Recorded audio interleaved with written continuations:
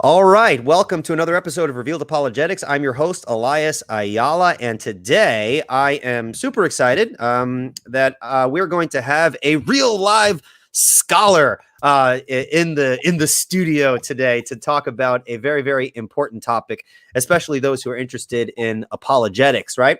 The Bible tells us that we are to set apart Christ as Lord in our hearts, always being ready to give a reason for the hope that's in us. And one of the ways that we do that is we talk about the foundations of our faith, the evidentiary foundations of our faith.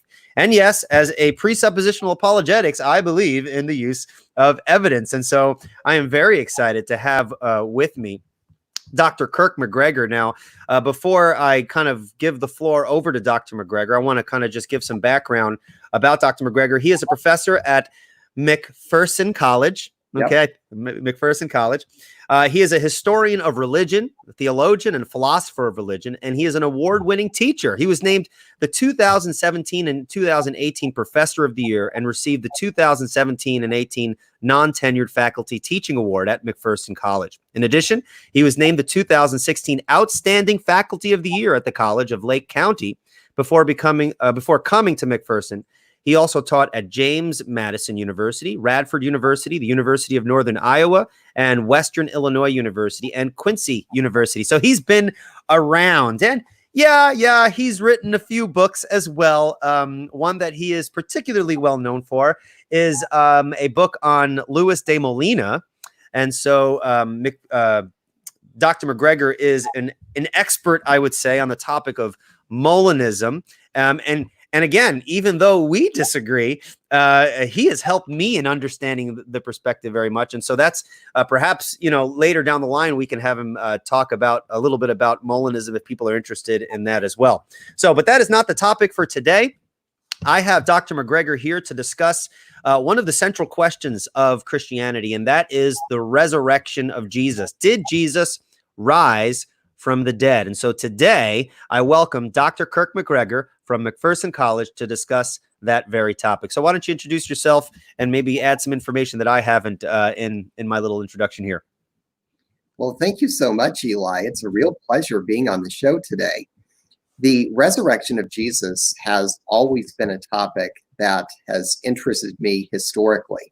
It's really one of the first topics that I ever worked on in my academic days in philosophy and religion. So as an undergraduate, I took a very important class with Dr. Edwin Yamuchi.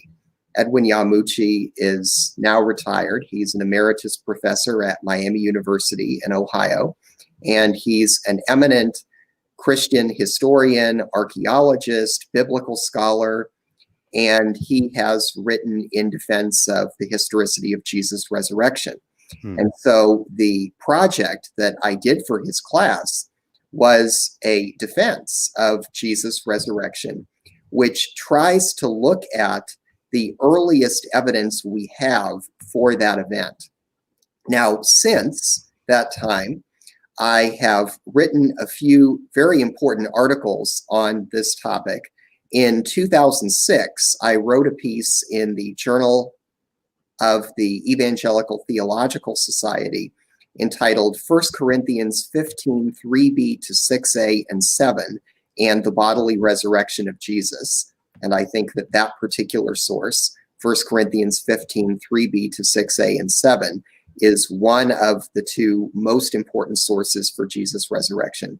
And then I wrote an article more recently in the journal Scriptura in 2018 entitled The Ending of the Primar and Passion Narrative. And I think the Primar and Passion Narrative is the other most important piece of historical evidence for Jesus' resurrection. All right. And that's good that we be familiar with the sources and that they're very early. And that's important when we're looking at if we're asking the question whether a historical event occurred, we want to get back to the earliest sources. But of course, as you know, there's so much more involved in that. Why don't we define our terms first? What do we mean when we speak of evidence in general and historical evidence in particular? I mean, what makes something evidence? Yeah. Evidence would be any form of testimony or any phenomenon that makes an event or makes the hypothesis of an event more probable than it would have been without it. So we could say that my having clean teeth today is evidence that I brushed my teeth, because my having clean teeth counts in favor of the hypothesis that I brushed my teeth this morning. If I hadn't brushed my teeth this morning, you wouldn't expect for me to have clean teeth. And so in general, evidence for anything is really testimony, experimental discoveries, any type of data that would make some hypothesis more probable than it otherwise would have been.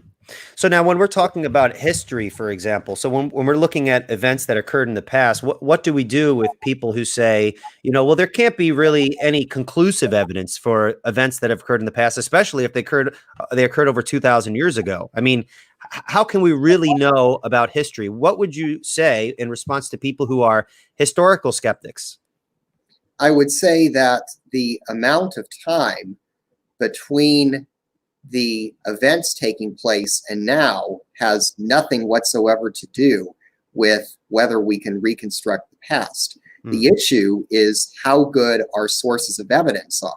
In other words, the crucial time gap is not the time gap between the events and today. The crucial time gap is the distance between the event and the evidence for the event. And if that time gap is narrow, and you take a look at various historical criteria of authenticity, which I'll talk about in just a minute, and it seems like an event well satisfies at least one of those criteria of authenticity, then it really doesn't matter whether or not a long time has passed since or a short time has passed since. So the evidence for JFK's assassination is just as good today as it was back in, the 1960s. So the passage of time hasn't done anything to invalidate the evidence. Okay, so the common accusation that a lot of people say, well, it's happened so long ago. It's, we can't really know for sure events that happened so long ago is really an irrelevant statement, because the question is not, it's not that the passage of time makes the evidence that we have bad. The evidence is just the evidence. Right, exactly. Okay. Exactly. Okay. All right, very good. Now, okay, so what about this issue? And this is common on the internet, and there are people who state this with great confidence, and it really shows their detachment from scholarship. What can we say to help people who are struggling with the mythicists, the people who say, well, there's no evidence for the fact that Jesus even existed? If there is evidence, it's so small that we can't really be conclusive with regards to the existence of a historical person, Jesus. Now, two things. Is that claim taken seriously in scholarship, whether believing or unbelieving? No. And two, what are some evidences that we could equip people with to demonstrate that that's really not an issue or a problem for Christianity? Yeah.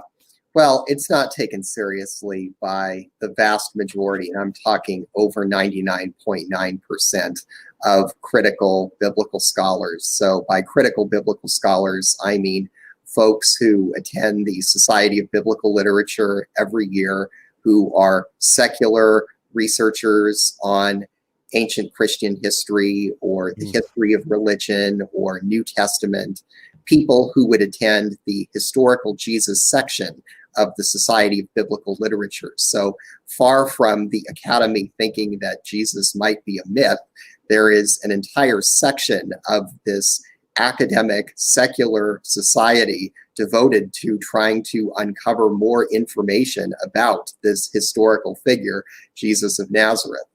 So the evidence for Jesus is actually far greater than the evidence we have for the founder of any other major world religion.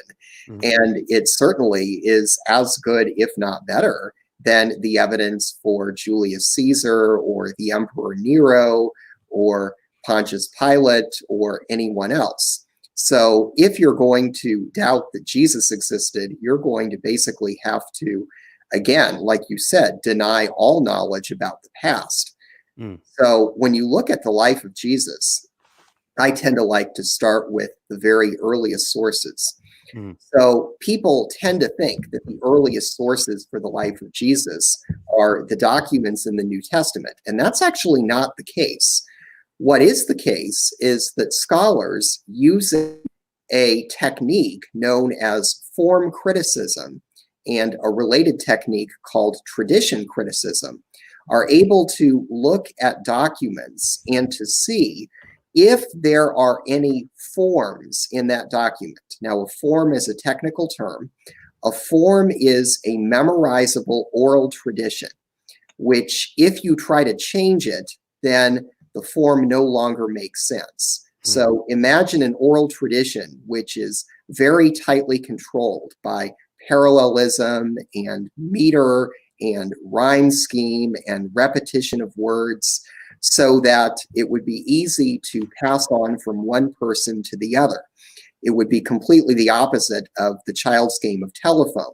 And if you try to alter it in any way, then the form would no longer make sense. And really, we're acquainted with this all the time whenever you listen to popular music. So whatever you think of, say, Katy Perry as an artist, the reason why I can listen to her songs maybe 2 or 3 times and have all of the words memorized is precisely because she is using exactly the same mnemonic devices as the ancients did in transmitting these forms, these memorizable oral traditions. And so there are a multiplicity of memorizable oral traditions which go back to the 30s, actually go back to the time that Jesus actually did and said various things. So a scholar like Bart Ehrman, who certainly is not a Christian in any sense, he would recognize that there are many, many oral traditions which come directly from the lips of Jesus that date back to the 30s. And that's something that secular New Testament scholars would agree upon. So you first of all have that wide body of oral material, which is really our bedrock evidence because it is the very baseline. And then as you go up, and I'm going to assume here kind of latest possible dates, if you go up, then you think about the Gospel of Mark, which would be written between 65 and 70 CE. If you think that there was an early version of the Gospel of Thomas that was written around 50 CE, you have the Q document written around 50. And you also have other documents, which scholars call M. This would be a document that Matthew would ultimately use in writing his gospel, and a document called L, which Luke ultimately used in writing his gospel, as well as a document known as the sign source, which is kind of the best memorable deeds of Jesus. And all of these come before the fall of Jerusalem or during the time of the fall of Jerusalem. So all of these are 70 or before. This would put them in the very first generation. This is when people who saw Jesus and heard Jesus were still alive. And then you have in sort of your third layer of material things that use those earlier sources, like the Gospel of Matthew, which most scholars would date between 80 and 85, Gospel of Luke, which would be dated around the same time, Gospel of John between around 90 and 100. So just given that information, all one needs to ask is, are any two of these sources independent of each other? One of the most important historical criteria of authenticity is multiple independent attestation. And that means that if you have two sources which are in a position to report accurate history and they're independent of each other, then you know beyond reasonable doubt that the event occurred. So the example I share with my students, if you had a newspaper reporter from the Boston Globe and a newspaper reporter from the Houston Chronicle, who both flew up to the Rose Garden to hear President Trump give an address, and they didn't know each other, they never contacted each other, and they both flew back to their respective cities, and they both reported independently that Trump did or said something, then we would know beyond reasonable doubt that Trump said or did it. And we know in the case of the sources with regard to the life of Jesus that, between 30 and 40 of these, if you're counting all of the different oral traditions, are independent of each other. And so you have multiple independent attestation for the life of Jesus fulfilled, 30 to 40 times over. So to doubt Jesus' historicity is absolutely insane. And that's a quote you could take to the bank. Yeah. And if you want to add anything to that, it's also interesting that sources outside of Christianity do report Jesus. So there are 9 non-Christian extra-biblical sources that I make sure to acquaint my students with who do talk about Jesus.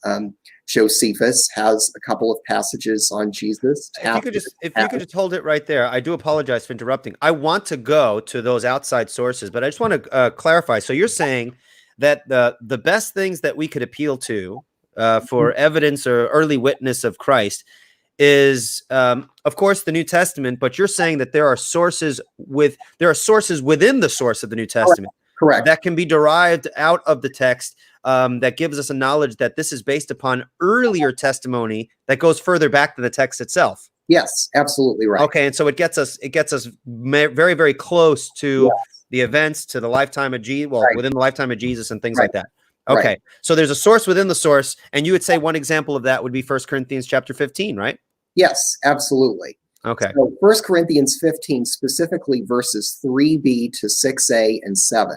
So scholars have taken a look at this formula and have been able to determine that verse 6b, most of whom are still alive, though some have died, that was Paul's parenthetical remark that he added when he wrote 1 Corinthians in around 55 CE.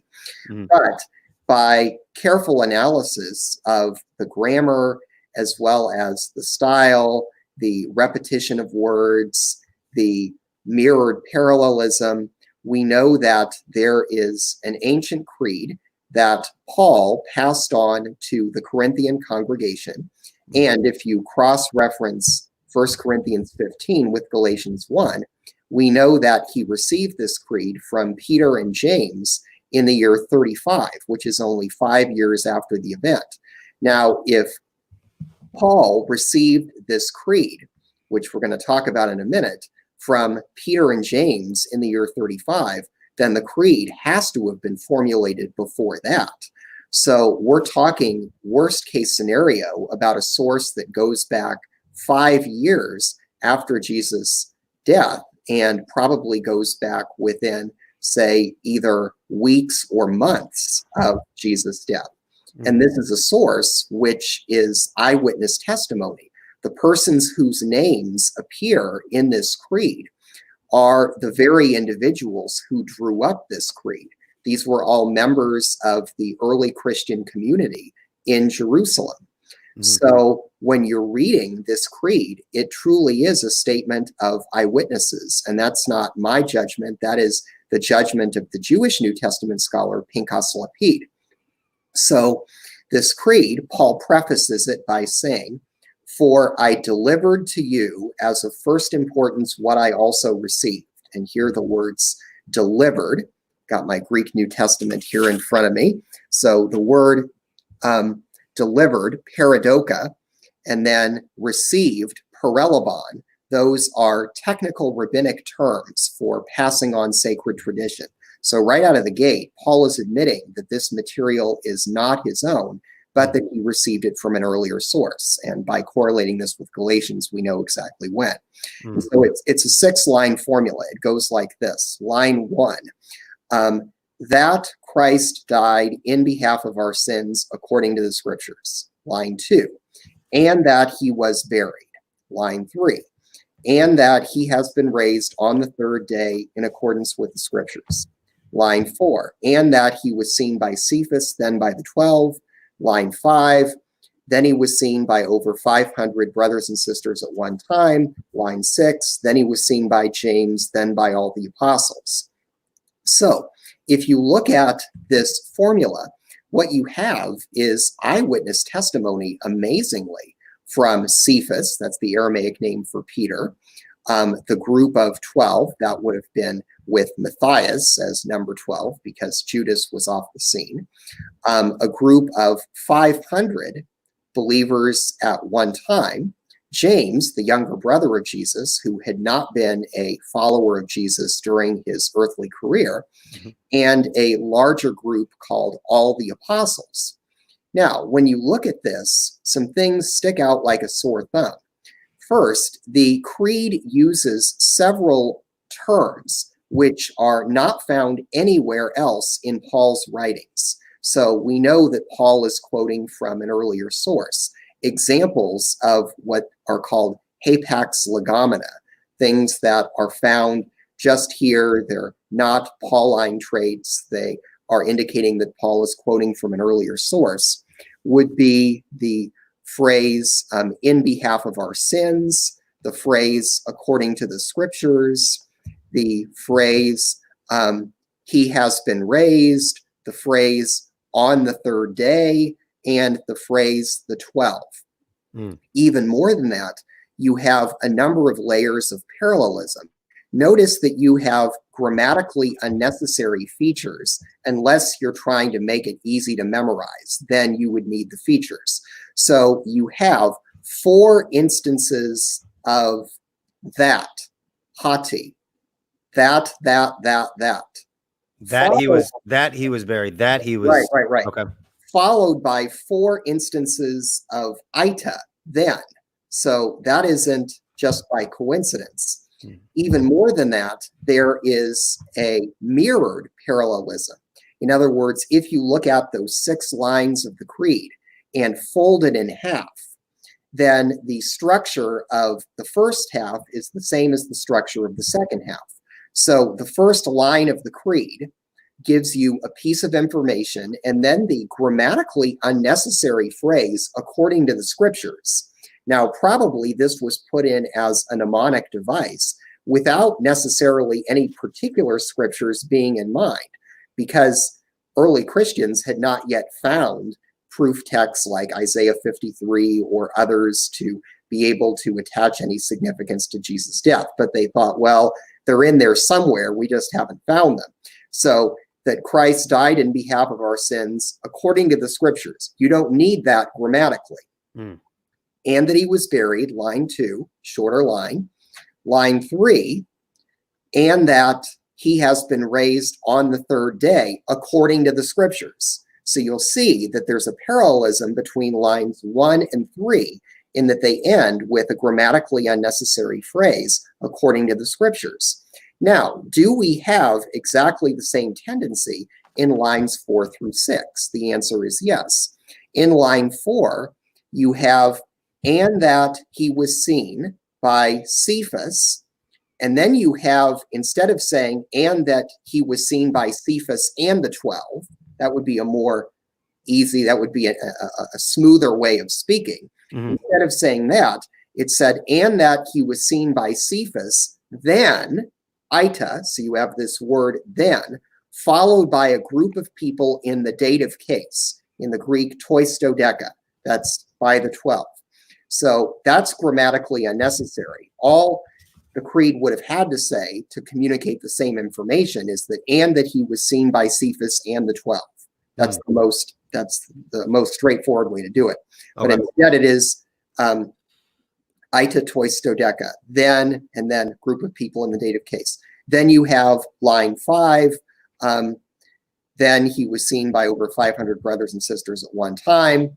Then line 6, then he was seen by James. Notice it doesn't say then he was seen by James and by all the apostles. That's the easiest way to do it. It says then he was seen by James. Then, again, the same word, ita, again, followed by a group of people in the dative case, all the apostles. And so you've got a mirrored parallelism in that lines 1, 2, and 3 of the creed, line 1 and line 3, you've got a clause followed by a grammatically unnecessary phrase, shorter clause in between, lines 4 through 6, exactly the same thing. clause followed by grammatically unnecessary phrase in 4 and 6, shorter one in 5. Yes. So everything you're saying here is demonstrating that in 1 Corinthians 15, this is evidence of oral tradition that stands behind the text itself. Just to give people context. Right. All right, yeah. and that brings it earlier on. There is a question or maybe a comment someone has. Maybe you could address. I have it on the screen there. This person says, according to the scriptures, that phrase, they're not sure what you mean when you say that it's not necessary grammatically. And so how does that work into the... What I mean by that is if you were to try to communicate that Jesus died for our sins, you could just say that Jesus died for our sins. Mm-hmm. You wouldn't need according to the scriptures. Similarly, if you were trying to communicate that Jesus was resurrected on the third day, you could just say that. You wouldn't need according to the scriptures. Mm. So the fact that you have this clause according to the scriptures, especially when no particular scriptures were yet in mind, mm-hmm. shows that even though they did believe that somehow that this was foreshadowed by the testimony of the Hebrew Bible, nevertheless, that they're using it more than anything else as a way to make sure that people keep this creed memorized. Okay. Now, so I want to get to this issue of the closeness of this oral tradition to the events. I'm going to jump back there. But another common thing that people hear is, well, you can't use the Bible to prove the Bible. You get this in common discussions online and whatever. And of course, as a presuppositionalist, I might have a different way of tackling that. But many people do ask the question, well, what sources outside of the Bible refers to Jesus, and how can they enlighten the fact that what the Bible is recording with regards to Jesus, and you have that early testimony, how do we take this extra biblical material and bring it together to provide a stronger case? Well, there are two things I would say. First of all, is that the whole reason why in the study of ancient history you have what are called the criteria of authenticity. So I gave one earlier, criterion of multiple independent attestation. Mm-hmm. There are about 9 others. New Testament scholars typically use 5 of them frequently in their research, like the criterion of dissimilarity, the criterion of embarrassment, the criterion of form criticism, the criterion of coherence. But what these criteria are designed to do is to filter out any potential bias of the source. So if you have these criteria, then it makes absolutely no difference whether or not the source is a Christian source or a non-Christian source, as long as the sources are independent. Mm-hmm. If you had 2 independent individuals who both came to believe in Jesus, it doesn't matter that they both came to believe in Jesus. That's sufficient evidence for the existence of Jesus, mm-hmm. and whatever facts that they would happen to agree upon. And the same goes for all of the other historical criteria as well. Now, concerning using the Bible to prove the Bible, I think that's just ridiculous. People don't take into consideration that the Bible is really a library. So each of the documents in the Bible, not only can you get to the sources underlying them, which is really what I'm most interested in as a historian, but if you're looking at the sources within the New Testament, they have different levels of independence and interdependence among them. And scholars know exactly what these relationships of independence and interdependence are. And each of these documents originally circulated by itself in various communities. And these were not collected under 2 covers and called the New Testament until around the year 367 CE. So the New Testament is a library of all of these independent and interdependent works. It's very much like if you would go over to the library and look at the shelf on psychology, and you would find a number of works there that are independent and interdependent of each other. And somebody would say, well, you can't use the library to prove the library. That's just dumb, okay? So the fact of the matter is you've got these multiple sources here, and we know how to use them. We know how to filter out any potential bias, and therefore that settles the matter. Now, if anyone wants, it seems like the reason why people talk about non-Christian evidence is not really because it's in any way needed. It isn't. Once you've got those historical criteria, then you can automatically filter out the bias. But if you want non-Christian sources, then, as I indicated, people like Josephus, who was a Jewish historian, who was born just after the time of Jesus, lived through the Jewish War, was actually a participant. Tacitus, who lived in the second half of the first century. Roman historian Suetonius, the early material from the Sanhedrin. So you have early Sanhedrin material, which give a very negative perspective on Jesus. A skeptic of early Christianity and cynic who mocked Jesus, named Celsus. A guy by the name of Phlegon, who was a Greek freedman. So you have, and Marabar Serapion, who was a Samaritan historian. We tend to forget that Samaritans were interested in history too, even though people oftentimes give Samaritans a bad name. But in any event, we've got at least 9 different, depending on how you count them, at least 9 different non-Christian sources which date from the acceptable time to report accurate history, which are each independent of each other. So we have 9 more independent sources here for the existence of Jesus. And the reason why I say at least 9 is because it depends on how you figure the Gnostic works into this. We have a lot of Gnostic Gospels, around 40.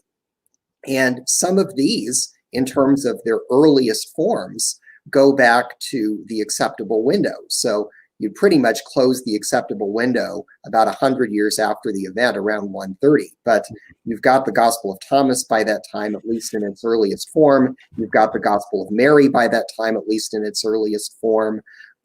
It's disputable in terms of when you want to date the other Gnostic texts. But if you want to say that the Gnostics are real Christians, then they would get lumped into the Christian category. If you wanted to say that they're so different that they're not real Christians, then they get lumped into the non-Christian category. That's right. All right, very good. Now, I want to focus real quick on the issue of Josephus, because Josephus is brought up a lot, especially when we're talking about external sources for Jesus. I want to read the Josephus quote, and I want you to respond. Why is it not a good idea to use Josephus, or maybe it is a good idea to use Josephus's quote that's kind of infamous because many people believe it to be an interpolation. So I'm going to just read it real quick. This is Josephus. About this time there lived Jesus, a wise man, if indeed one ought to call him a man. For he was one who wrought surprising feats and was a teacher of such people as accept the truth gladly. He won over many Jews and many of the Greeks. He was the Christ. When Pilate, upon hearing him accused by men of the highest standing amongst us, had condemned him to be crucified, those who had in the first place come to love him did not give up their affection for him. On the third day he appeared to them restored to life, for the prophets of God had prophesied these and countless other marvelous things about him, and the tribe of the Christians so called after him has still to this day not disappeared.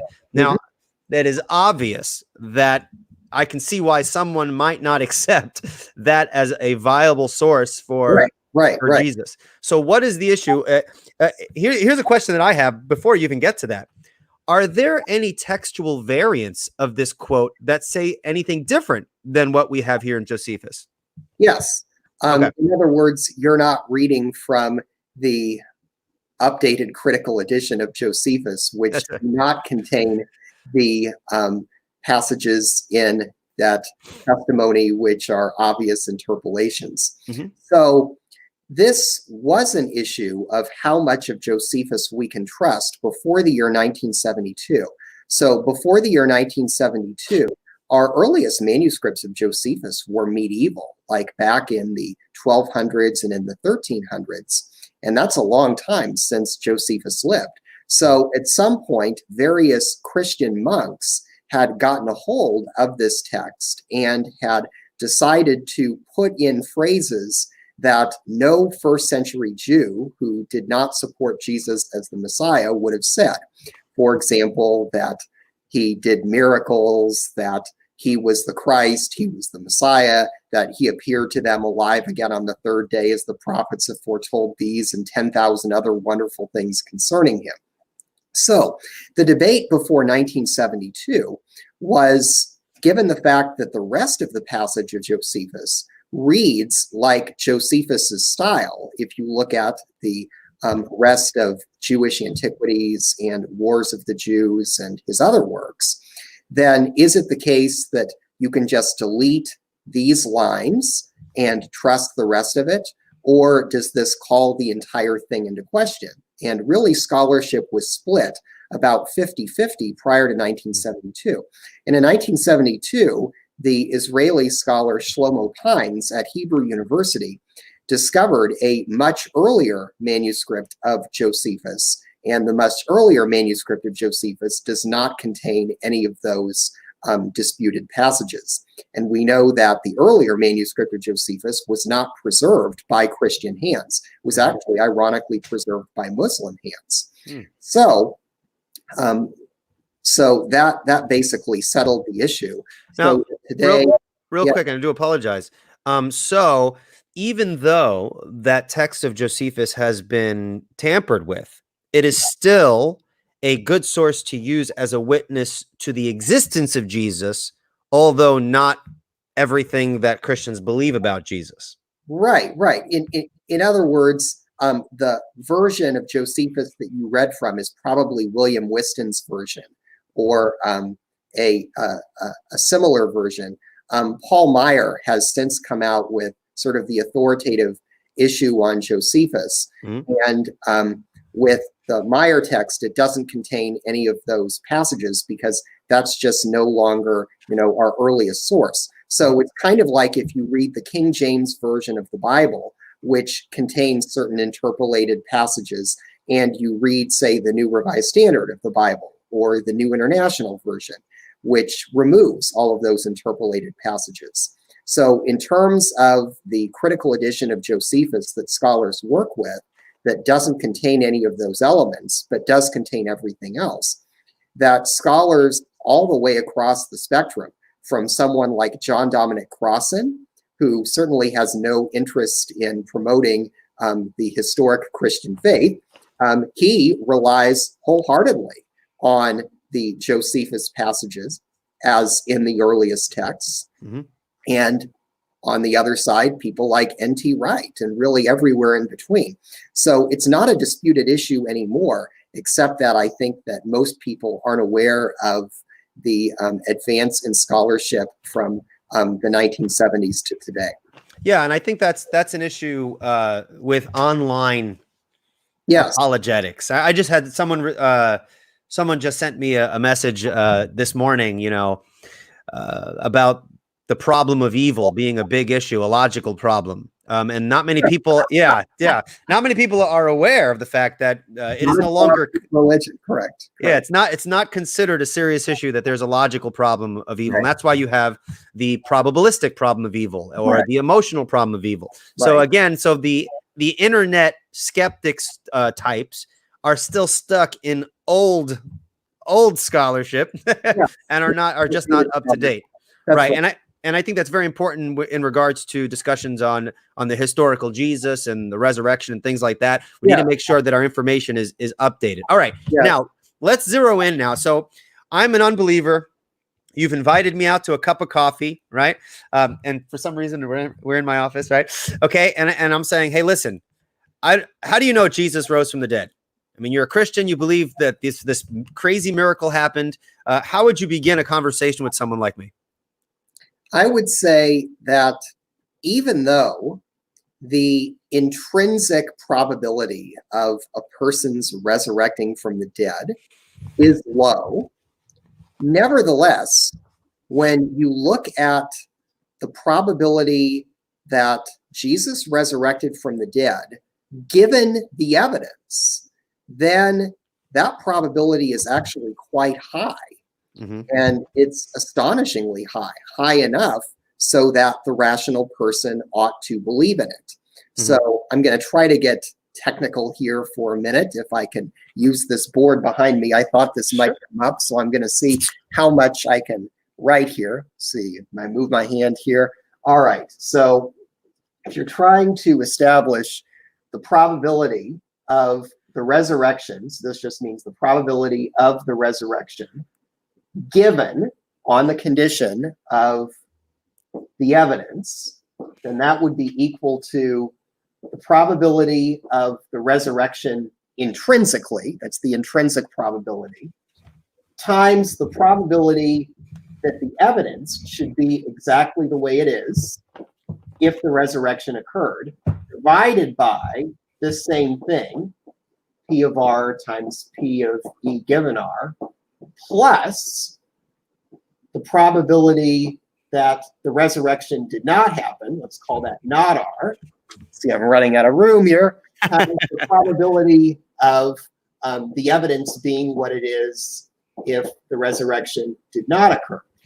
And so what you're saying here is that, yes, I agree with the skeptic that this probability right here, the probability that Jesus resurrected from the dead intrinsically is low, because the probability of anyone resurrecting from the dead is going to be low. But this low probability can be completely offset if this factor right here is even lower. And this would be the probability that the evidence should be exactly the way it is, and yet the resurrection not have happened. So what is the probability of the evidence is exactly the way it is, given that something other than the resurrection happened? And if you can show that this approaches zero, then notice the structure of this equation. It's like x over x plus y. And if you can show that y approaches zero, then this ultimately will go to x over x. Doesn't matter what x is, how low it is. X over x would be 1, which is absolute certainty. Mm-hmm. And so the philosopher of religion at Oxford University, Richard Swinburne, has written on this subject. He's published a book with Oxford University Press called The Resurrection of God Incarnate, in which he uses this type of logic and says, how likely is it? How likely is the resurrection on the evidence? And he computes it to be 97%. Now, are you referring, is what you're referring to here related to Bayesian probability theory? Yeah. So what I've just given is basically a Bayes theorem defense of how I would approach a non-believer. And the reason why I would do that is because a lot of people shy away from it because it's math and people have a math phobia. But the reason why I tend to like it is because it's easier than going through, well, there are these historical tests that scholars use when looking at competing historical hypotheses. And there are such tests. Mm-hmm. The philosopher of history, C.B. and McCullough, has written a whole book on that called Justifying Historical Descriptions, where he lists between 6 and 7 tests that scholars use when trying to determine what's the best explanation. And you can, as William Lane Craig has done, try to use those tests to show that the best explanation is that Jesus resurrected from the dead. But you can also do it this way as well. Mm-hmm. And there needs to be the evidence considered with the background information of the existence of God. And so, right. In other words, what exactly does your evidence include? So what exactly is the background information of the world? So since the background information of the world is key, if I wanted to be more complex and more confusing, albeit a bit more complete, I would have said here E and B. And I would have said here the probability of the resurrection on the background information, and here R and B, here R on B, here R and B, here not R on B, here not R and B. But because most people tend to think that the background information of the world is just implicit in any probability that you give, unless you're sort of being pedantic, you normally don't write that out. Okay. So you're correct that ultimately the resurrection of Jesus is only improbable and actually impossible if there is no God, if you've got some proof of atheism. But if you think that there are good reasons to believe in God, so I tend to think that a version of the ontological argument works. I think that the Leibnizian cosmological argument works, that the Kalam cosmological argument works, that the teleological argument works, that the axiological argument works. Unlike Bill Craig, I do believe in abstract objects, and I think the argument from abstract objects works. The argument from the applicability of mathematics works. So if you've got good evidence for God's existence, then you know that this probability right here, the probability of R, however low you want to put it, is non-zero. And that's the key. So as long as that's not zero, which it would be if you had a proof of atheism, then this type of logic of saying the probability of the resurrection is high is quite good. So what I would want to do if I was trying to convince someone over a lengthy conversation is to sort of lay out the evidence and then to say, all right, let's take a look at what we know about the world. And I would definitely share one or more arguments for the existence of God as part of that, because without that, then you might just say, well, if God doesn't exist, then literally anything, no matter how crazy, is more probable than Jesus' resurrection. But that's no longer the case if God exists. Okay.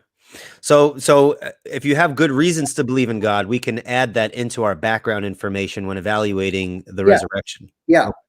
All right. Now, what about people who say, okay, so we appealed to earlier that the source of the New Testament as an early witness to Jesus goes back very close to the lifetime of the apostles and Jesus, but we also have this earlier oral tradition. Yeah. What if you get someone who says, well, I mean, who cares? If I were to write some fantastic story, bury it in the sand, and someone were to find it later and they dated the material back to the lifetime of when I lived, that doesn't prove that it's true. How would you respond to something like that? Well, I would say that's why we have the historical criteria of authenticity, to see whether or not we can believe things beyond a reasonable doubt. I mean, that's why they're there. So if you have, like, to give a hypothetical, two documents in the ancient sands, both describing a fantastic event, but you were able to carefully look at those and show that they were written by people who didn't know each other, who were independent of each other, who could not have influenced each other in any way, then you would say, okay, we've got to take this seriously. We might not like it, but we've got to take this seriously. It's multiply and independently attested. And similarly with your other criteria. So I would say that the reason why we have the criteria of authenticity is to be able to say, if something passes one or more of these, then it should be regarded as historical beyond reasonable doubt. And even though we don't tend to think of it this way, it's these same criteria that are used one way or another in every jury trial. So that's why I like to phrase it to my students in terms of reasonable doubt, because I also teach philosophy of law, and it's exactly the same type of procedure. So if someone wanted to say, well, if I told this thing, how can anybody possibly believe in it? Well, that's kind of the same argument that a corrupt defense attorney would make if they know they've got a guilty as sin client, but it's been a cold case and the person has gotten away with it for like 40 or 50 years. So it just doesn't work. All right. So let's narrow down on some of the specific evidence. Now, it's ridiculous to believe that Jesus didn't exist. The evidence is there, right? Right. We have early sources. So how does one move then from reliable sources to a miracle occurred? Well, you would first establish what facts the early evidence proves beyond a reasonable doubt. And so if you combine the information from the 1 Corinthians 15 creed with another early source known as the Primar and Passion narrative. Now, just to say a word about that, because the Primar and Passion narrative is just as important as the 1 Corinthians 15 creed. It doesn't get as much press, but it's just as important. So here's the thing. You're reading Mark in Greek. You come to Mark chapter 14, and you see all of these phrases that are just not very good Greek. You're like, boy, this is just terrible Greek. What, was Mark drinking when he wrote this? I mean, what in the heck is going on? Because Mark's Greek style is fine up to that point. And Then you have it interspersed with perfectly good Greek. And then you've got this really bad Greek, and it sort of goes on and on. So it's very easy to pick out these pieces of really bad Greek, and you're trying to figure out, where did they come from? Why is it like this? Well, it reads very much like Mark is trying to translate into Greek something from another language that he might not be all that proficient in, or at least not all that proficient in translating. So just like you would very easily be able to tell the difference between my prose and my trying to translate something from French into English, that would read a lot rougher. But you could look at those rougher passages and say, that's a translation of something. All of these things that are crazy and read badly, if they back translate into French and all of the linguistic conventions make sense, it's perfectly good French, then you know it came from a French source. Similarly, you can ask, well, what ancient languages are there at Mark's disposal? Well, you've got Latin, you've got Hebrew, and you've got Aramaic. It doesn't back translate into Latin well, it doesn't back translate into Hebrew well, but it back translates into Aramaic perfectly. So we know that this pre-Mark and Passion narrative was originally formulated in Aramaic, which is even one step above what you've got in the 1 Corinthians 15 Creed, which was formulated in Greek. So you've got this Aramaic source, and we know exactly where it was written, because you isolate it and you find that words like here refer to Jerusalem, and Galilee is always used as a horizon. So it comes out of Jerusalem. And you then say, well, when? Well, one dead giveaway is that when it refers to Caiaphas, the high priest who presided over the Jewish trial of Jesus, it refers to him simply as the high priest, without ever calling him Caiaphas, without calling him by name. Now, to illustrate why that's important, let's suppose we ran to the public library and you were reading a newspaper article that it never mentioned Jimmy Carter's name, but it was clear by context that when it said the president, the president, the president over and over, that it was referring to Jimmy Carter. Well, you would immediately know when that newspaper was written, sometime between 1977 and 1981, when Carter was president. In exactly the same way, this pre-Mark and Passion narrative had to have been formulated when Caiaphas was high priest. And we know he was high priest from the years 18 to 37 CE. Since Jesus died in 30, that means that the latest possible date for this pre-Mark and Passion narrative is only 7 years removed from the event. And the pre-Mark and Passion narrative backs up a lot of the things that the 1 Corinthians 15 Creed says. They both agree that Jesus was buried.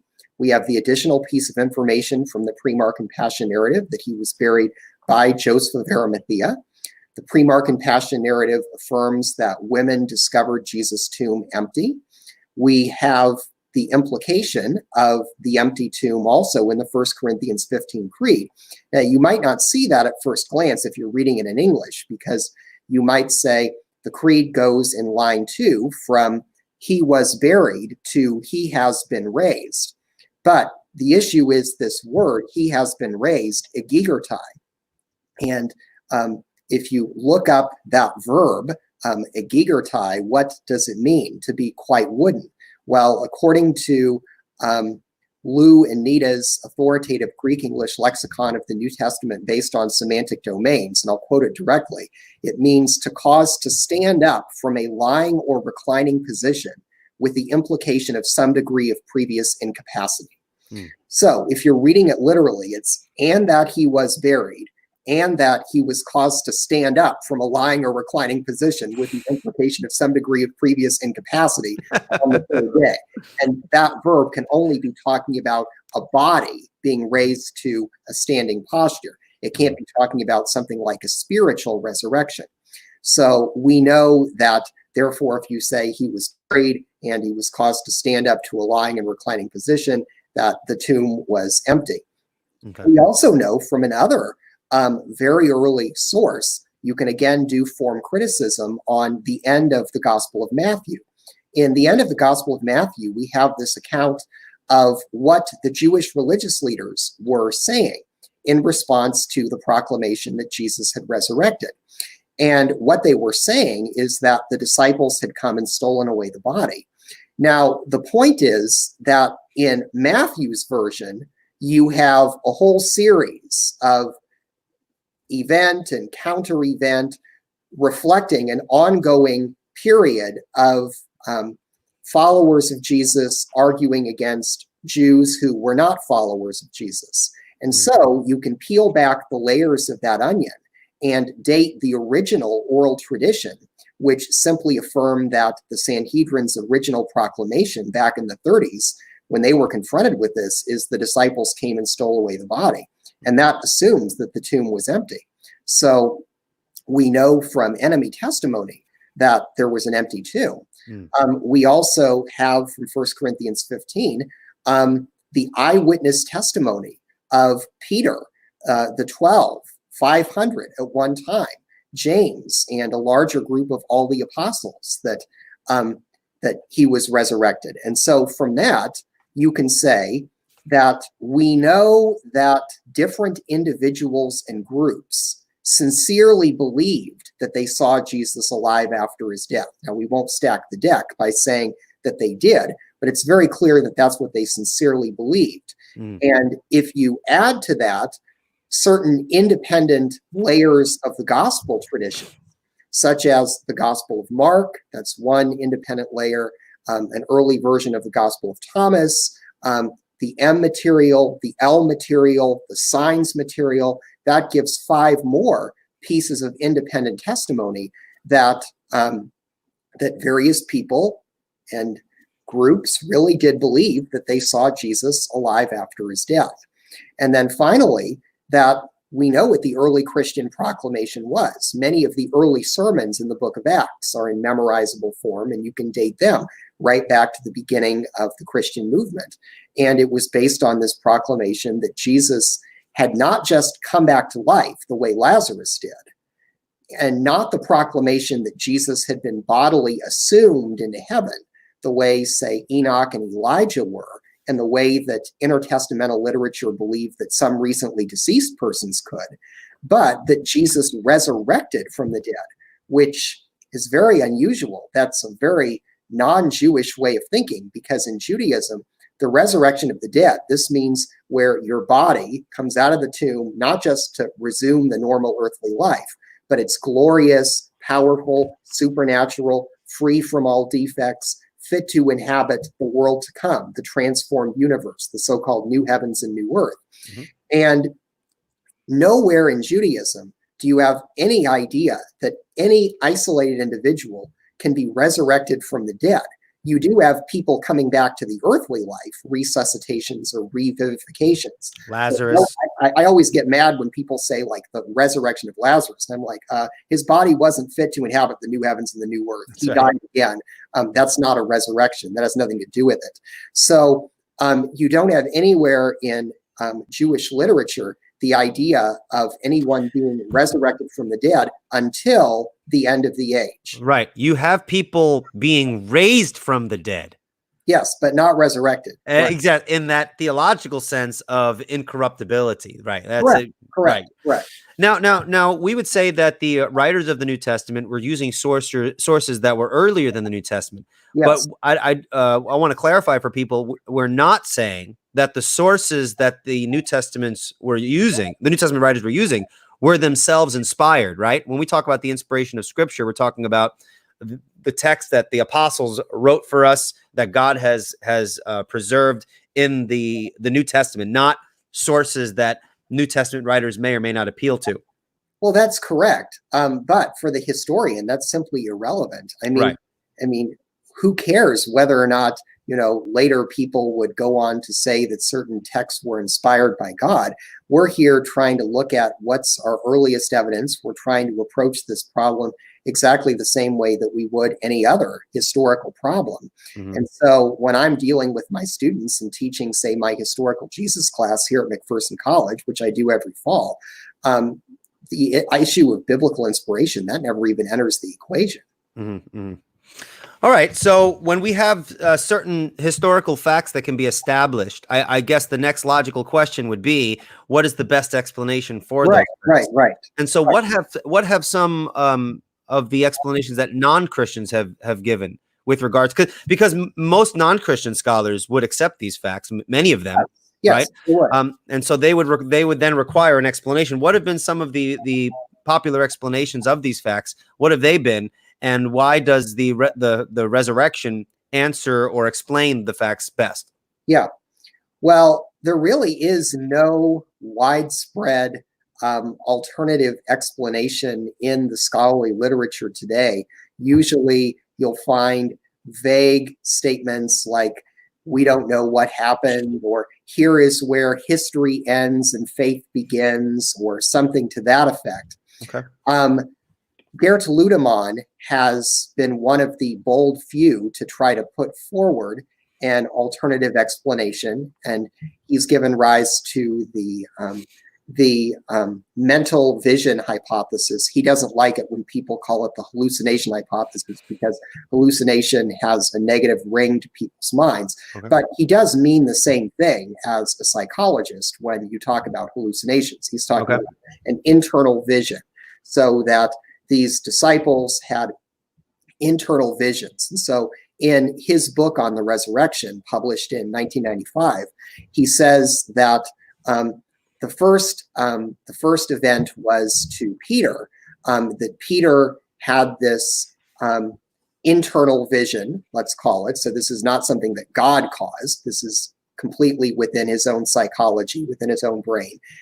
He has this vision of Jesus, resurrected from the dead. And he then tells the other apostles about this, and it's kind of like wildfire. It catches on, and it's like a chain reaction until there's so much enthusiasm in the movement that you can have 500 or more people all having this same experience. So Ludemann recognizes that the 500, you can't say that didn't happen, because we know 5 years removed at worst that these people were claiming. We've got their eyewitness testimony to this. And so you've got to come up with some kind of theory to try to explain it away. Now, in more popular literature, you'll find hypotheses like the disciples stole the body, or that the disciples went to the wrong tomb, or that there was some massive conspiracy of some sort. Those types of explanations aren't really taken seriously. For one, they contradict the facts that we know to be.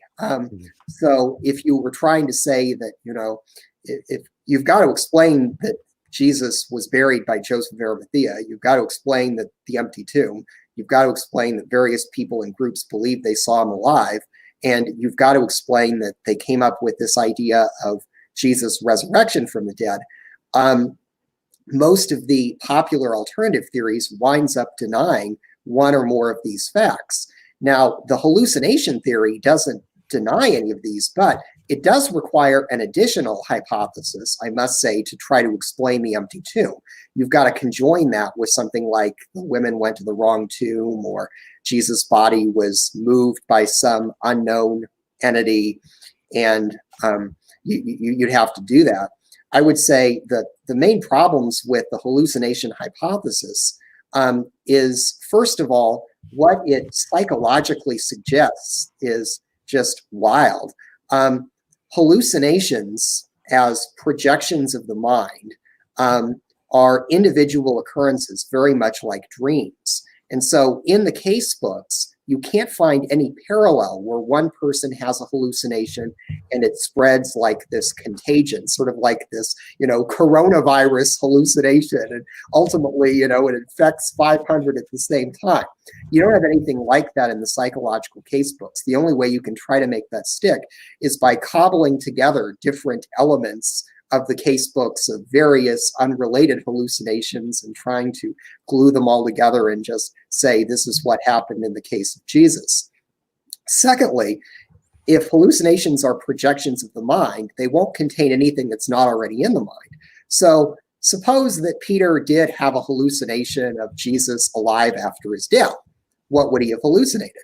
Well, he would have hallucinated one of two things. he would have hallucinated that Jesus came back to life in exactly the same way that Lazarus came back to life, that Jesus came back to the earthly life.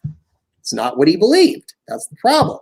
He also could have hallucinated that Jesus had been translated into heaven. Because as I say, the intertestamental literature, especially the Dead Sea Scrolls, say that recently deceased persons can be bodily assumed by God into heaven, and from heaven they can appear to people. So an excellent example would be the Testament of Job, a commentary on Job. Now, we all know how in the book of Job, where Job's children are feasting in the house and the house falls in on them and they die. Well, in the Testament of Job, the workers come to clear away the rubble and all the children's bodies are gone. And then Job's wife sees her children alive again. Now, what does she conclude? Does she say they've been resurrected from the dead? No, she says they have been translated bodily by God into heaven, paradise, or Abraham's bosom, from which they are appearing to me. So if Peter had been hallucinating, he would have hallucinated either Jesus has come back to the earthly life or that Jesus has been bodily assumed into heaven, and it's from there that he's appearing, not the contradiction of Jewish thinking that he's been resurrected from the dead. Right. And it's good that you said the contradiction of Jewish thinking.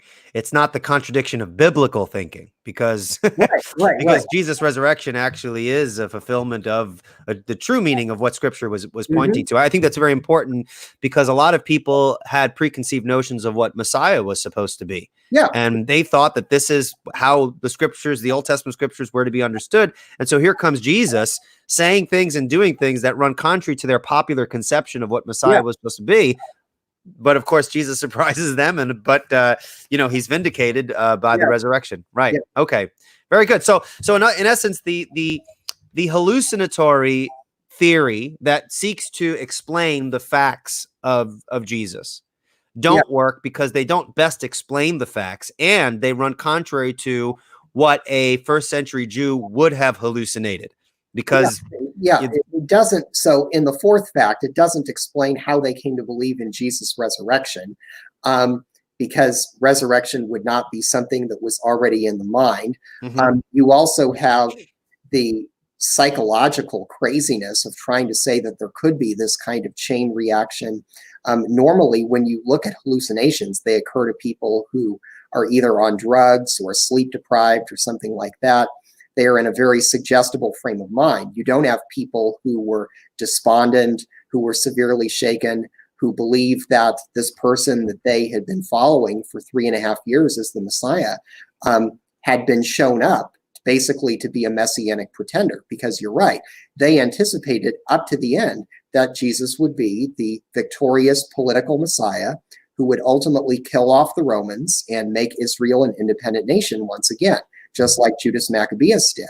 And so when Jesus didn't do that, then people would have said, well, we've backed the wrong horse. And N.T. Wright has made that point remarkably well. He's taken a look at various messianic movements. Messianic movements were really a dime a dozen during Jesus' day. We know of at least 12 people who claimed to be the Messiah prior to Jesus, the political Messiah, in the 100 years prior, and we know of at least 12 in the 100 years after Jesus. And what happens when their Messiah gets crucified? They do one of two things. They either find a new Messiah to continue the movement, or they abandon the movement. There's never any indication that they go on to say that their crucified Messiah really was resurrected from the dead. Okay. All right. Now, this is an interesting question. Kind of think in terms of stuff that I hear people.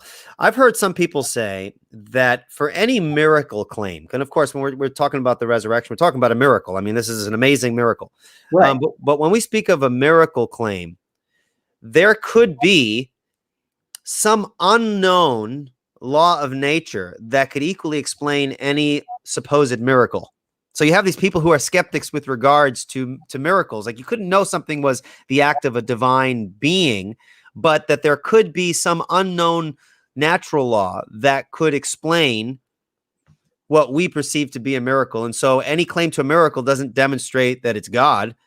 There could be some unknown natural law that explains it. How would you respond to someone? And it's interesting. I think it falls flat. But what would you have to say to something to that like that?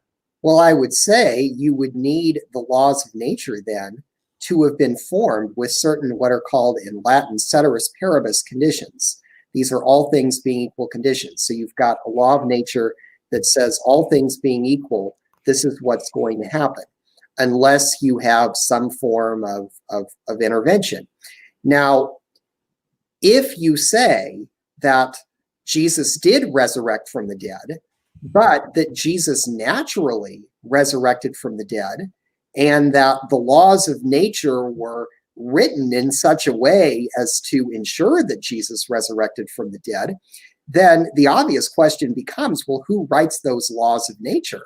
And you're right back to square one with God. So whether you want to say that God non-miraculously resurrected Jesus from the dead, which seems bizarre, or you want to say that God miraculously resurrected Jesus from the dead, you still got Jesus resurrected from the dead by God, one way or the other. So the only way you would have those kind of really weird, tampered with laws is if those laws were specifically designed to give rise to the resurrection of Jesus, and that cries out for a designer of the laws, namely God. Now, okay. So you still need to get to the whole God question when considering laws of nature and things like that. I get that. I'm trying to think of in terms of some weird objections to the resurrection that I've that I've heard. So you have the issue of miracles. Some people think that the concept of miracles is incoherent, or it's not enough to kind of draw the conclusion that God is the reason for the miracles. What would you say to someone who says something to the effect that the idea that Jesus was raised from the dead was just something that developed over time? To answer that question, would you appeal to some of that early testimony that we spoke at the beginning?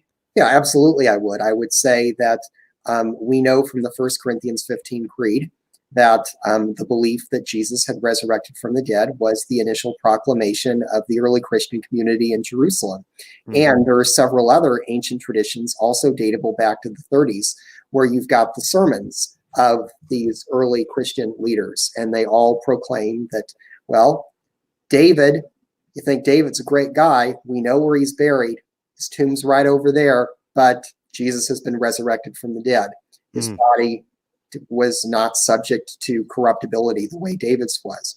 And so we know that this was the initial proclamation of the early Christians. So I don't think that I don't know of anyone who would deny that the early Christians actually proclaimed that Jesus had resurrected from the dead. I don't know of any scholar who's tried to make that argument. Well, what significance do you think, because people make this claim. So for example, we have within popular apologetics, people usually defend the resurrection by appealing to the willingness of the apostles to go to their deaths for this belief. And you often hear people say, well, many people will die for what they believe. That doesn't demonstrate that because the apostles died, that therefore what they were proclaiming was true. How would you respond to that? Well, I would say, first of all, that wasn't part of the case that I laid out at all. I never even brought up the idea of people's willingness to die for it. Sure. I think that's a secondary development. So when I deal with this in my historical Jesus class, that's not even something we talk about. But I would say, secondly, that there have been some good historical studies of the lives of the apostles. Obviously, a lot was written about the apostles after their deaths. And so it takes a good critical historian using those criteria of authenticity to sort out what we can know about these people from what we can't, what we can know beyond reasonable doubt. And we can know beyond reasonable doubt that of the sort of 12, with Matthias included, that 9 of them did go to their deaths on the conviction that Jesus had resurrected from the dead. Now, you're correct that people die for lies all the time, but no one will die for something that they themselves know to be a lie. So if these people, say, had stolen the body, if they had, gotten the body out of the tomb and, which doesn't explain why they would then come to themselves believe that Jesus was resurrected from the dead, or why they would then have visions of him. But nevertheless, if they were themselves the people who stole the body, they wouldn't go to their deaths for something that they themselves knew to be a lie. So I would say the grain of truth here is that, yeah, people do die for lies all the time, but no one dies for something that they have firsthand knowledge is a lie. And in this case, you have 9 different individuals who did die for, if they knew it was a lie, then they would have died for that. And that just doesn't work. So I've also heard this in various places. People say, and I think they're quoting someone, maybe Thomas Paine, I'm not sure, where he says that what is more, maybe Hume, what is more likely, that someone should tell a lie or that a man be raised from the dead?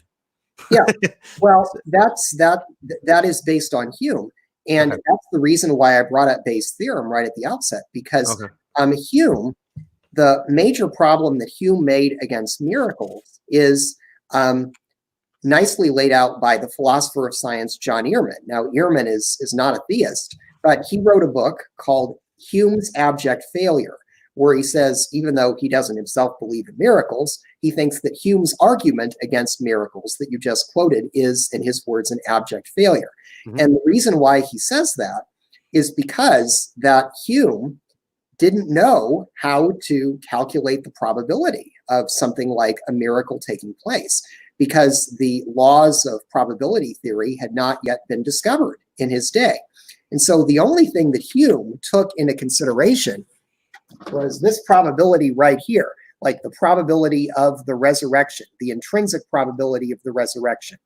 And he was saying that this intrinsic probability is so low, then obviously summing up with a lie is far more plausible.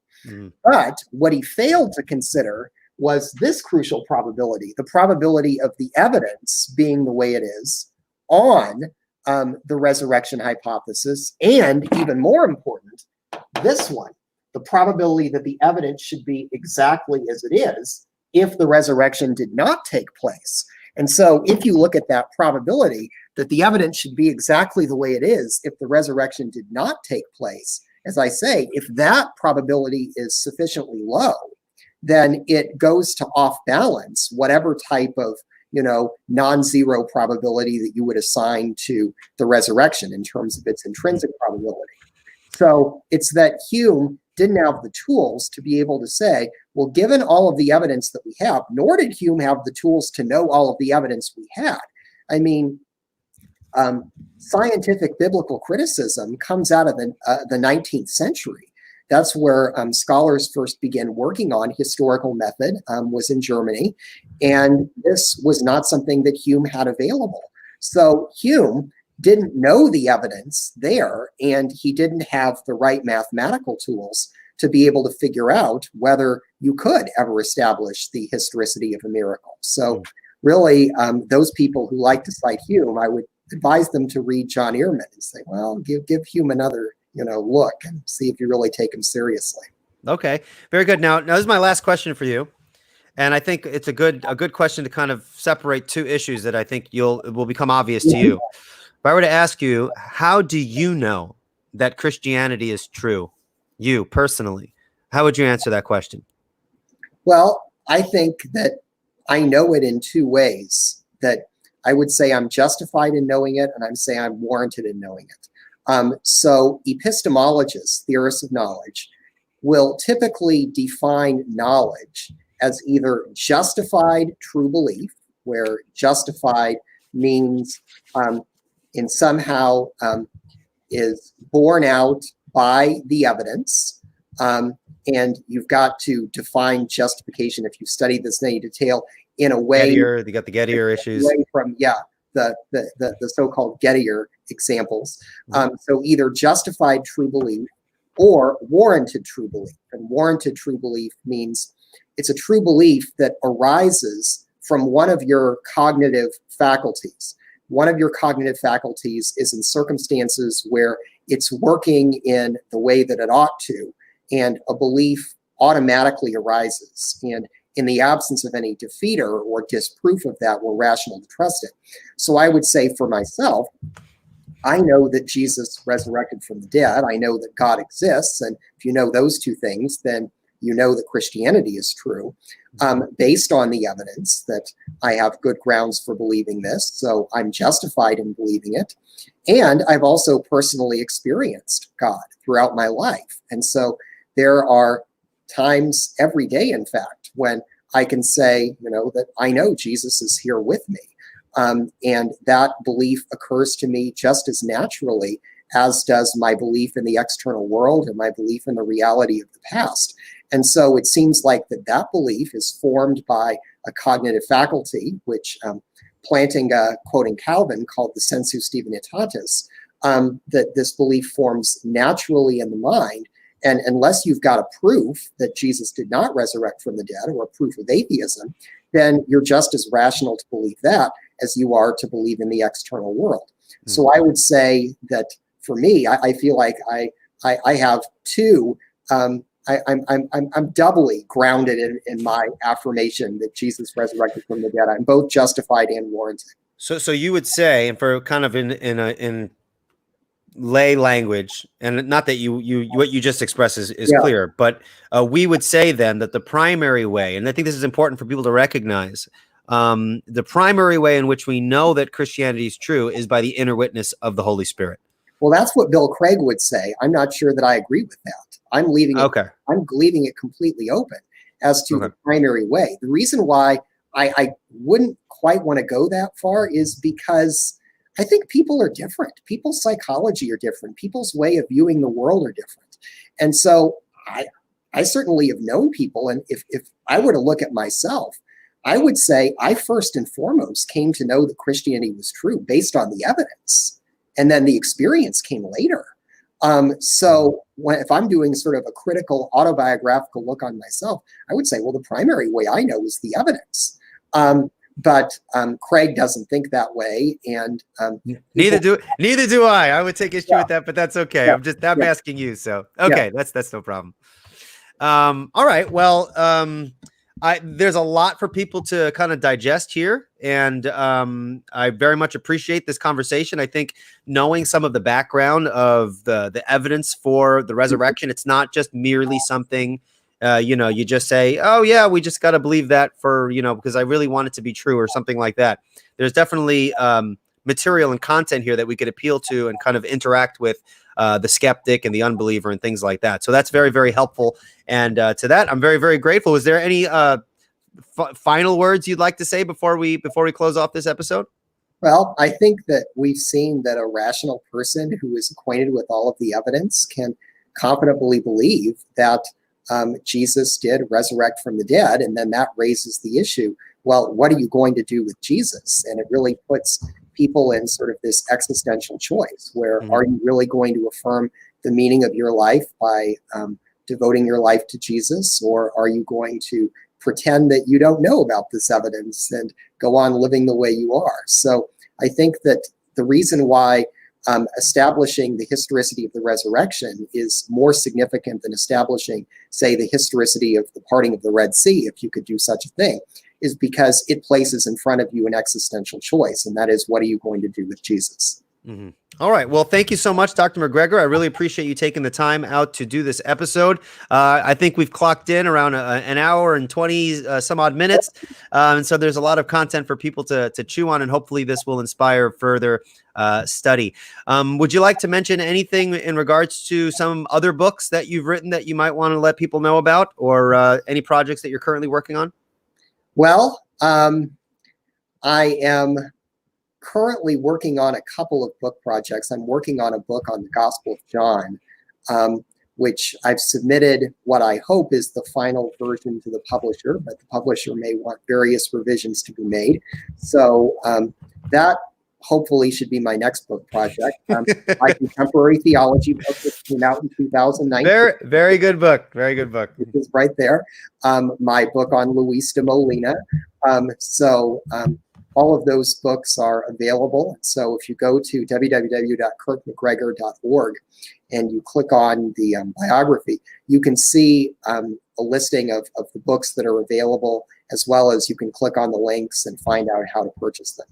All right. Well, thank you so much, Dr. MacGregor. Again, guys, if you have any questions about the resurrection or about anything related to apologetics, more specifically presuppositional apologetics, you can email me at revealedapologetics@gmail.com. If you haven't already, I'd greatly appreciate it if you subscribe to the YouTube channel as well as the podcast on iTunes and other platforms. Once again, thank you very much, Dr. MacGregor, for your time. And for everyone else, take care and God bless. Bye-bye.